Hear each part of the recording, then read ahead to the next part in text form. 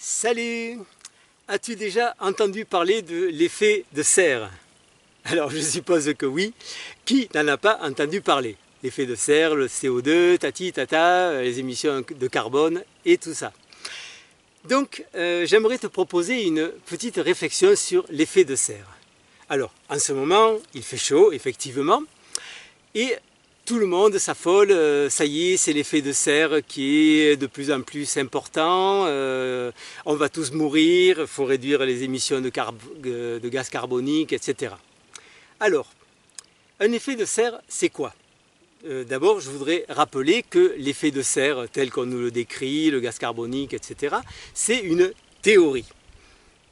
Elle vaut ce qu'elle vaut, mais c'est une théorie. Donc, ce n'est pas un fait avéré. Personne n'a mis en évidence des couches de gaz carbonique ou une serre qui serait entourant la Terre. Alors, pour moi, il y a un bel exemple d'effet de serre lorsqu'il y a des nuages. Donc, on a une couche de nuages qui gêne les échanges entre le ciel et la Terre au niveau thermique. Qu'est-ce qui se passe la nuit lorsqu'il y a des nuages? Donc, lorsqu'il y a des nuages, les émissions de chaleur sont renvoyées vers la Terre, ou en tout cas ne s'éliminent pas facilement, ce qui fait que la nuit, lorsqu'il y a des nuages, il fait plus chaud que s'il n'y en a pas. On peut voir ça très bien en hiver.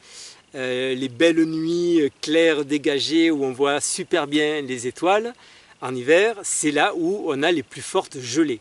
Donc, parce qu'il y a une élimination des calories plus rapide, qui est freinée lorsqu'il y a des nuages. Par contre, lorsqu'il y a des nuages dans la journée, il fait moins chaud que si on est en plein soleil. Ça, on a tous pu l'expérimenter également. Donc, ce qui veut dire quoi? Pour moi, sans être scientifique, mais je réfléchis un petit peu, s'il y a quelque chose dans l'atmosphère qui gêne les échanges de chaleur, donc d'infrarouge, entre la Terre et le Soleil, ça marche aussi entre le Soleil et la Terre. C'est-à-dire que si ça empêche les calories de sortir la nuit, ça va les empêcher ou les ralentir dans la journée aussi. Or, ce n'est pas ce que je constate en ce moment. En ce moment, il fait chaud la journée et les nuits sont plutôt fraîches.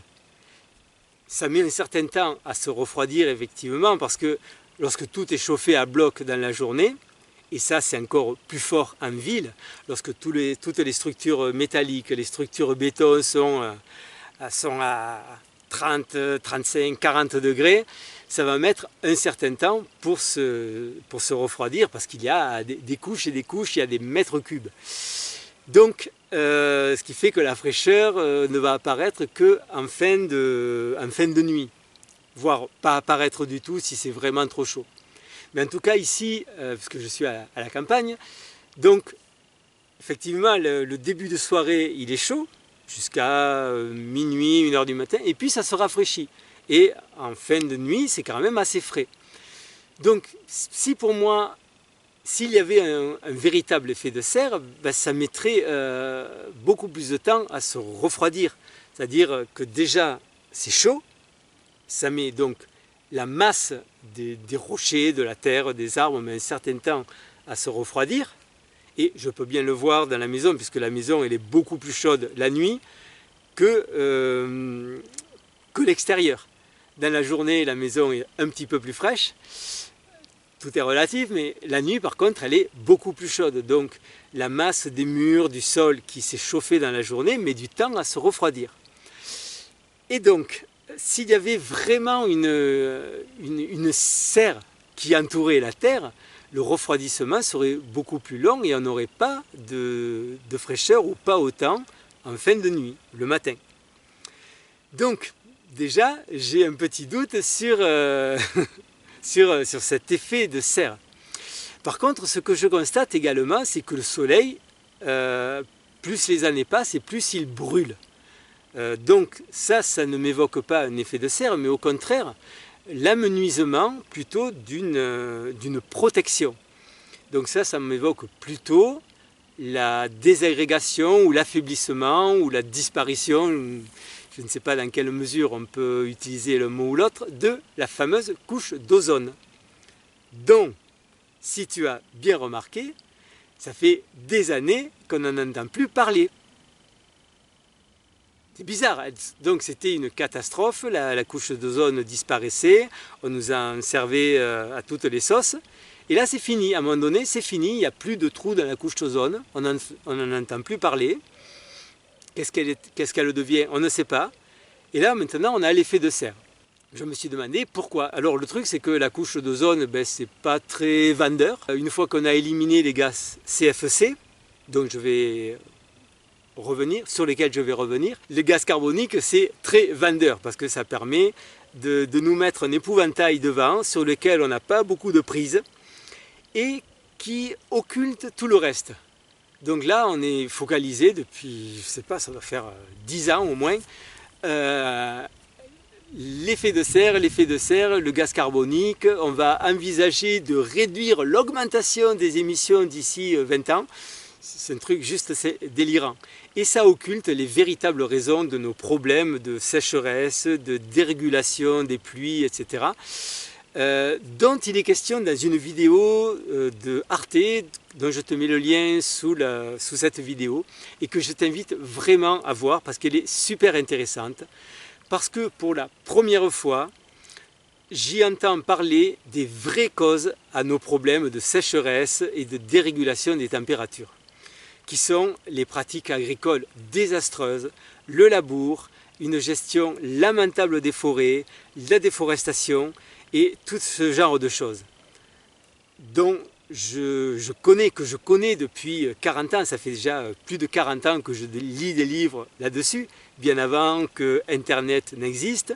Je lisais des livres sur les désastres de l'agriculture conventionnelle et industrielle, sur les désastres des produits chimiques. On peut croire que les produits chimiques, par exemple, que l'on met dans le sol, c'est juste un problème parce que c'est pas bon pour la santé. Mais ce n'est pas que ça. En fait, ça détruit la faune, la microflore et la microfaune dans le sol. Et c'est cette microfaune et cette microflore qui permettent de maintenir un sol vivant. Et c'est un sol vivant qui va maintenir l'eau. Et qui va faire qu'il y a un cycle naturel qui se maintient. Là, on a détruit ce cycle naturel. Donc, on a de moins en moins de pluie, ou alors des pluies torrentielles, mais qui ne sont pas mises à profit parce qu'elles sont éliminées tout de suite. Donc, lorsqu'il pleut, il y a des pluies de plus en plus fortes, torrentielles, qui éliminent ce qui nous reste de sol.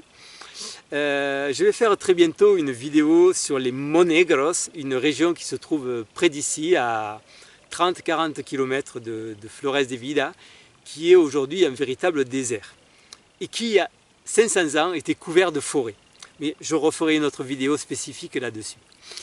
Donc, toutes ces pratiques désastreuses, moi je les connais et c'est aussi pour ça que j'ai voulu créer Flores de Vida, pour mettre en pratique. Parce que lorsque je rencontrais un agriculteur et que je lui disais « tu pourrais faire ça, ça, ça et ça », il me disait « oui d'accord, fais-le, puis on en reparle ». Donc je le fais et on en reparle. Et ça marche plutôt bien. Donc les gaz CFC étaient censés détruire la couche d'ozone. Alors il faut savoir que les gaz, la couche d'ozone, elle se situe entre 20 et 50 km au-dessus du sol. Donc ça fait haut, hein, ça fait haut. Ça peut paraître hors sujet, mais on est vraiment sur le sujet de la désinformation. Et il faut savoir que les gaz CFC, ils sont plus lourds que l'air. Alors lorsque l'on regarde rapidement, c'est assez marrant parce que la densité de l'air, elle est donnée en kg par mètre cube.